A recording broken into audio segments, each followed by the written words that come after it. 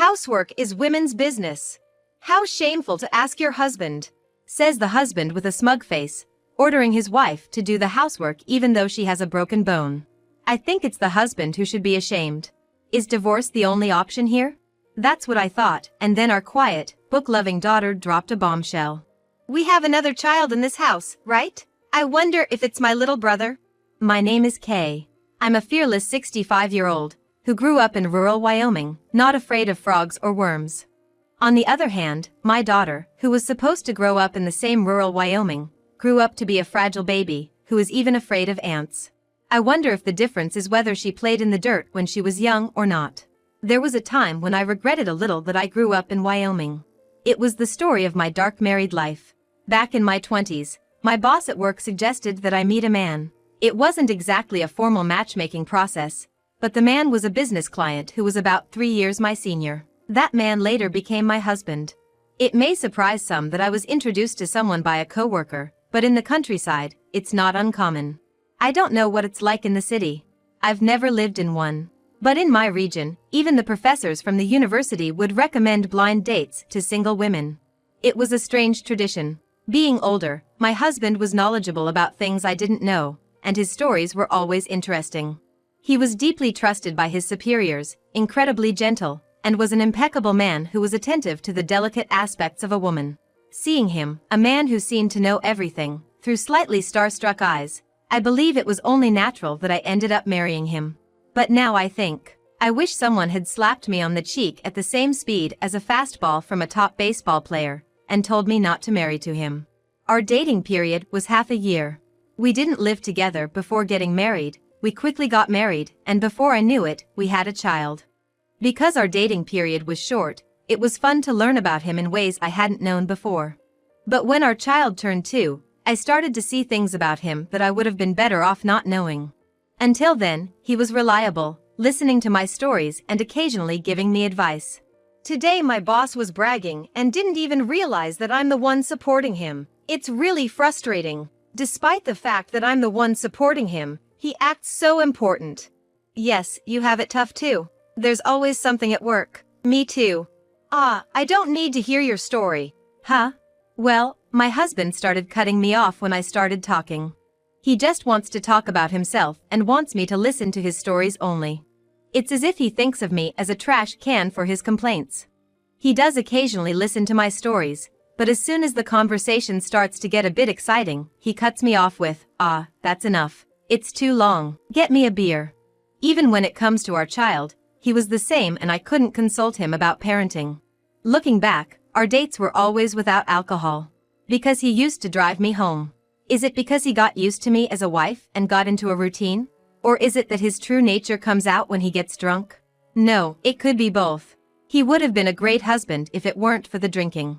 Every time he interrupted our conversations, I would think, here we go again, but decided to just let it slide, assuming he was tired from work. Then one day, we were invited to the wedding of one of his colleagues. This was a young man we had invited to our own wedding, who had even provided some entertainment during the reception, and now he wanted us to attend his wedding as a couple. Believing it to be the polite thing to do, we naturally attended the event. Spotting a junior colleague at the venue, my husband cheerfully exclaimed, "Hey, congratulations on the wedding."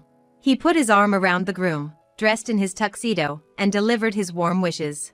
I also gave my congratulations and smiled. As my husband and the groom were chatting happily, I heard some troubling words. "Listen, once you're married, make sure you train your wife properly. That's what really matters after marriage. Make sure she knows that she owes her life to you." The groom was listening with sparkling eyes, obediently saying, "Yes."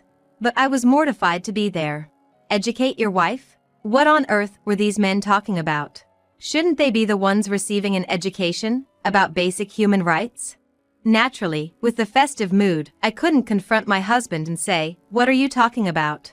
Especially considering that my husband was the groom's boss.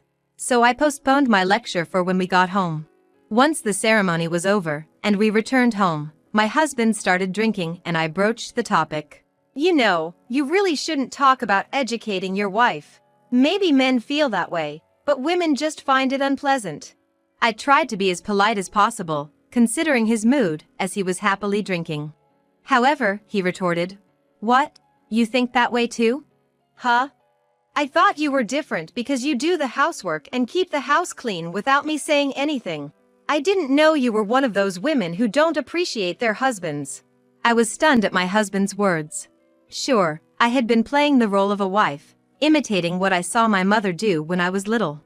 Whenever my husband's drink was empty, I would casually bring him a refill, and I took care of the cleaning, laundry, and other chores. I didn't mind doing it and had taken the initiative without giving it much thought, but I realized then that my husband took it for granted that it was a wife's job to do these things. I am grateful, you know, I'm a homemaker and I live off your salary. But I don't think it's right to say things like that to others. Every family has a different atmosphere. Quiet! My husband, who inexplicably lost his temper at my comment, immediately slammed the table. It's only natural for a wife to obey her husband once they're married. That's what it means to be a real man. I let you off because it's me, but normally, you'd be slapped for arguing with your husband. At the change in his tone from babe to you, I felt like I was seeing my husband's true nature. I was silent, stunned, and my husband said, I didn't think you were such a naive woman, dramatically pouring the rest of his beer down the sink, crushing the can roughly, and stomping up to our second-floor bedroom. His actions seemed to say, I'm angry, be afraid. Listen to what I say. Needless to say, I was immediately turned off by my husband, who thought winning was getting angry and couldn't control his emotions. The next morning, my husband woke up and, as if nothing had happened the day before, said to me, my tie, instructing me to bring his change of clothes. Normally, I would have followed his instructions without thinking, but that day I found myself thinking, why do I have to do this? Thinking back, my father, to borrow my husband's words, was a real man too.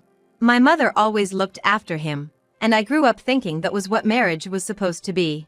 But now I wonder if my father was the same way, a domineering husband.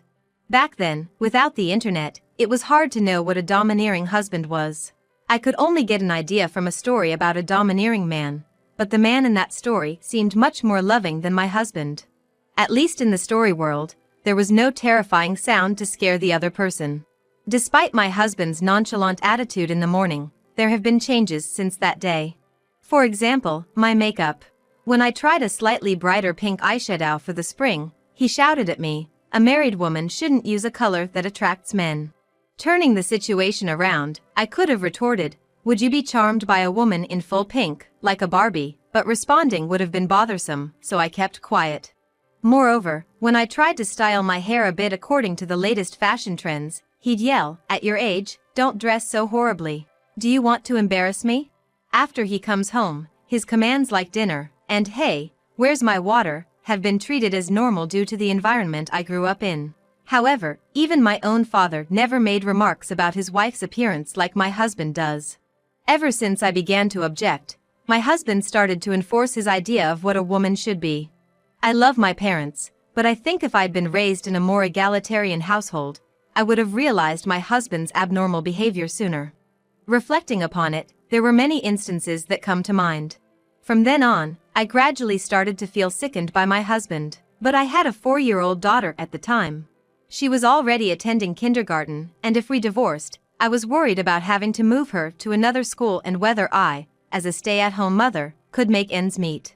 These are tough times for single parents. The rate of finding part-time work or employment significantly decreases just by being a single mother.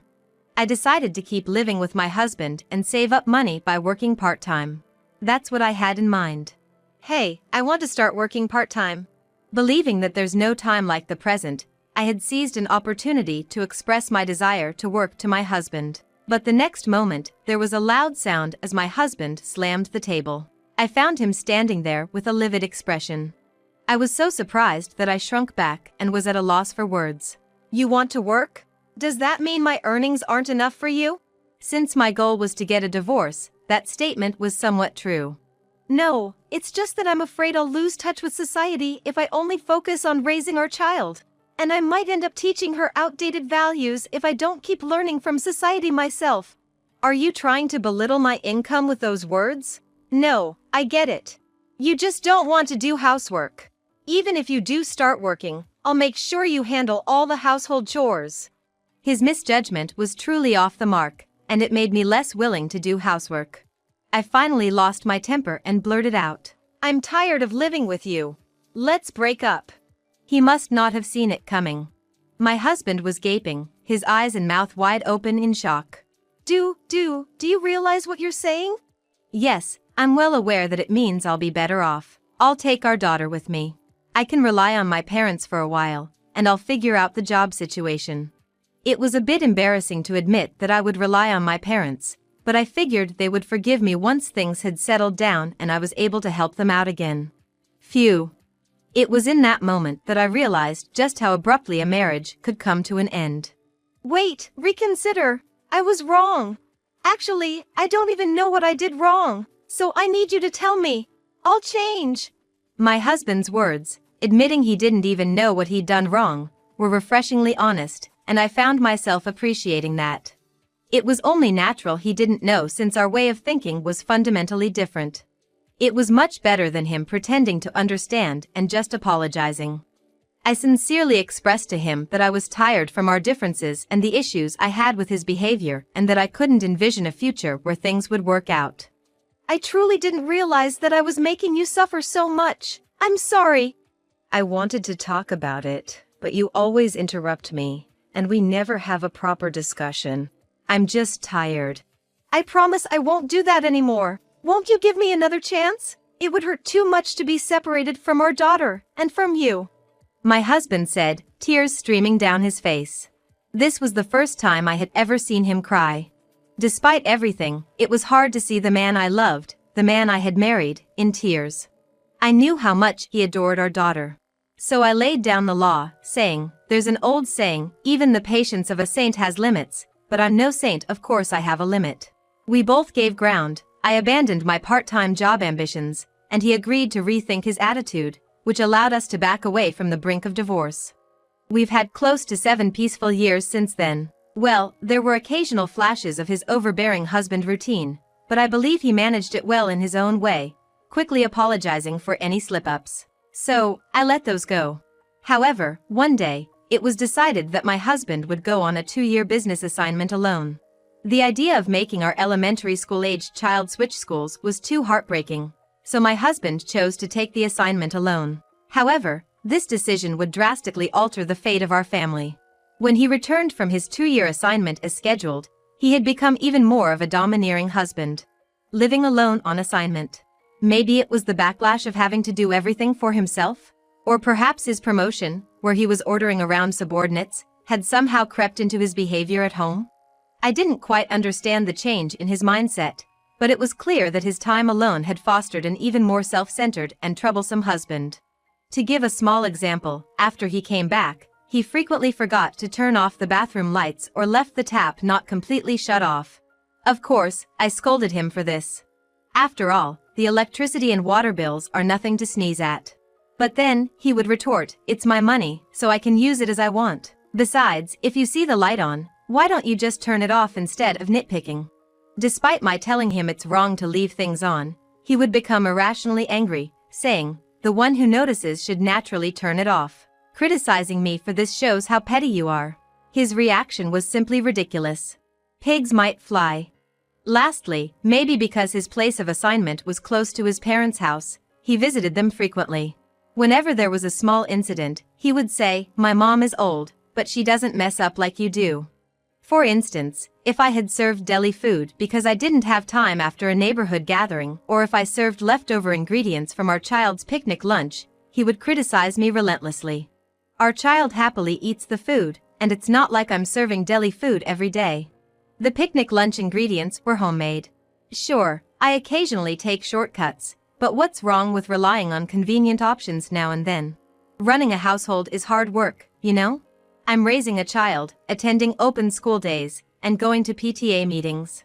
Seeing a guy who doesn't understand any of this, just complaining while eating more than his fair share, really makes my blood boil. I've been thinking, if you're so obsessed with homemade food, why don't you cook? I was running out of patience. I had no reason to put up with complaints from a man who hadn't set foot in the kitchen since we moved into this house. I remember thinking how true the someone saying is, "It is good to have a husband who is healthy and out of the house." The idea of divorce began to cross my mind again after a long time. Then one day, on my way to the grocery store, I missed a step on the stairs, fell, and had to be taken to the hospital in an ambulance. I fractured my ankle. Incredibly, it's going to take about 3 months to fully recover. The doctor, laughing lightly, suggested that if things progress well, I could recover sooner. However, I suspected that was just a tactic to cheer me up. At least, the pain was too much for me to feel optimistic about such a speedy recovery. If there's anything good about it, it was that it wasn't my dominant foot, but even so, it was inconvenient for everything I had to do.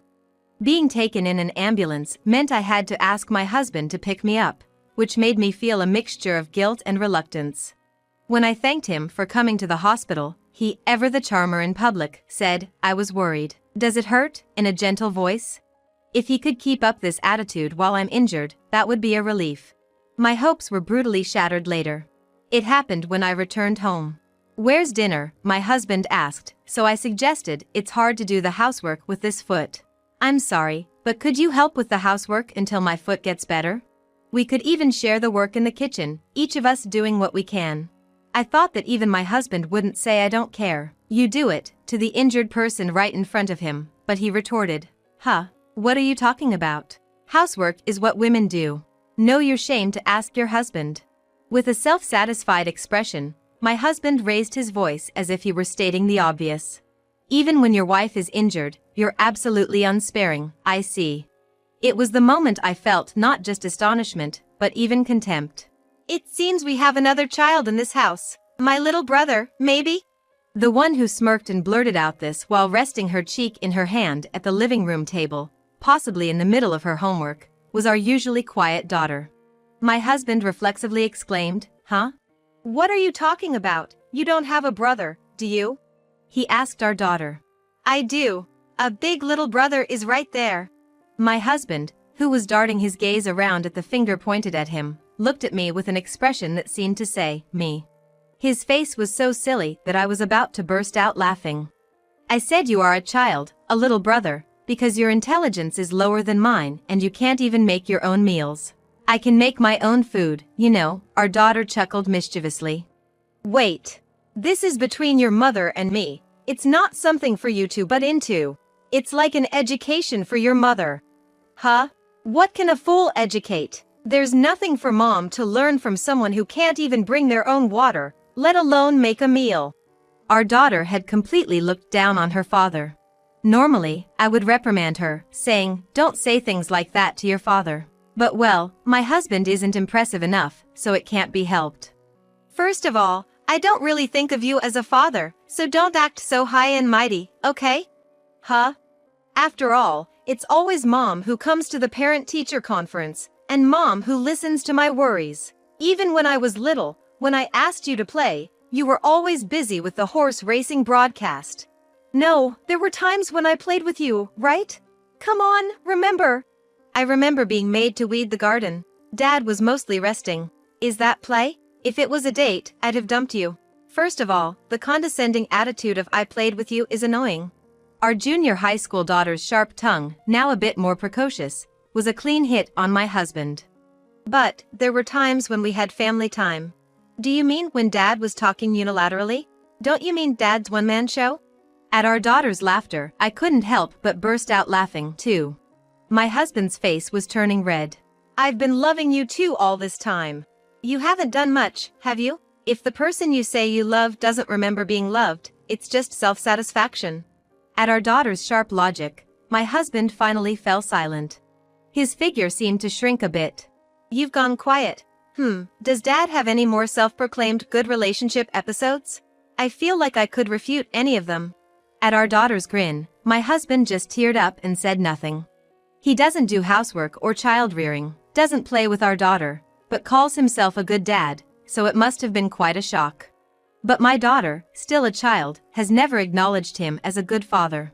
I can only conclude that his image of himself as a good father is just self-satisfaction, given what my daughter says.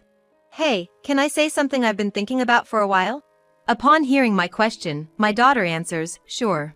I think I have a pretty good idea of what you're going to say. Would it be okay if we got a divorce?" As far as I'm concerned, there's no problem. I used to lock myself in my room right away because I found Dad's boasting at the dinner table so annoying. I've been living as if Dad wasn't there in the first place. Her bombshell leaves my husband pale and nearly in tears. But without paying any heed to that, my daughter says, I'm about to be in high school and I want to get a part-time job. I'll support you, Mom. Let's live together. Ah, how reliable of you. Thank you. Hold on a minute. Our divorce discussion is cut off by my husband. However, my daughter ignores him and says, men who cling on are unattractive, you know? Okay, go pack your stuff. She even pushes him out towards the staircase to the second floor where our rooms are. To my husband, I say with a smile, consult with an attorney. Understanding that he had no grounds to resist, my husband, sounding like a minor character in a villain's role, spits out, don't come crying to me when you regret this. He then packs his stuff and leaves our house. For about 6 months after that, my husband resisted the divorce, saying things like I don't want a divorce. And I want to see my daughter. But when my daughter made an outrageous proposal, if you win at rock paper scissors, I'll consider it, my husband, not in his right mind, agreed and lost. And so, we are now officially divorced. Of course, my daughter came to live with me, and our house became ours in the property division, and we also received child support. The car, which was joint property, was old, and I didn't have a license, so I let him have it. From time to time, he sent me letters with photos of himself and the sky, along with poems like I realized how important you were to me after I lost you, and this is how I am now. My daughter had fun altering her father's photos with markers, in the same spirit as doodling on a picture of Xavier in her history textbook. He seemed to keep reaching out to us without remarrying, but it was amusing that his feelings didn't reach my daughter at all. After we finished receiving child support, my daughter and I moved, and we lost all contact with him. On the other hand, my daughter worked part-time as she said she would and graduated from high school, then went on to a fairly good university in the state. By the way, I didn't spend the living expenses my daughter gave me, and I passed them on to her as a dowry when she got married. Although I'm a mother with neither skills nor education, I believe that if I try hard with will and determination, I can manage somehow. My daughter's husband is a very gentle person, and my daughter is rather dominant, so I'm a little worried. The husband said, I like being led around, so I guess it's okay. Well, they were blessed with 4 children, so I guess they're doing well. When my daughter got married, I lived alone for a while, but at my son-in-law's suggestion, I moved in with them. It's only been a few years. Moreover, my son-in-law even made the house barrier-free for me when I moved. I'm so grateful to such a kind son-in-law. The grandchildren are adorable, and I'm enjoying taking part in child-rearing again after a long time. These days, I'm thinking of protecting this lively home together with my daughter and son-in-law.